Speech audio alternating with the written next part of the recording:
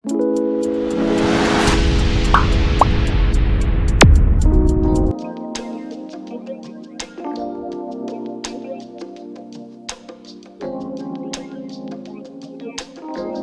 ngayon sa social media ang isang video na hinahampas ng baseball bat ang isang matandang lalaki na kinilalang si Tatay Julian.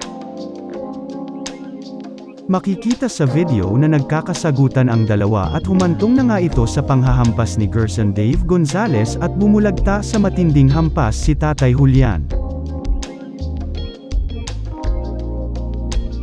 Inulan ng batikos si Gerson nang kumalat ito sa Facebook ang naturang video at hindi nagustuhan ng mga netizens ang ginawa nito sa matandang si Tatay Julian na 66 years old.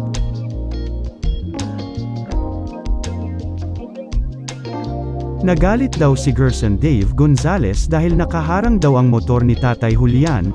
Ayon naman kay Tatay Julian, nasiraan lang daw ito at nahihirapan daw itong itabi ang kanyang motor dahil na rin sa katandaan nito.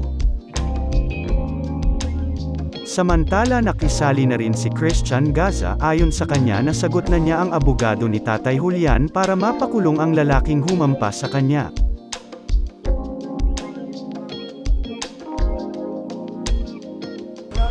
Samantala humingi naman agad ng sorry si Gerson Dave Gonzalez kay Tatay Julian sa mga nagawa nito sa kanya. Ayon kay Gerson, hindi niya napigilan ang kanyang sarili at nagpadala ito sa galit. Nakainom po ba kayo kanina? Hindi, galing ko nung 5 puto po ako eh. Nakainom rin ito po. Kami, nagugulat lang ako. Ano nangyayari? Pero hindi naman isipin ng taong ganyan ang mangyayari ng tao. Pero pag-usapan natin yan. Narito ang mga comment ng mga netizens. Usapan na lang po.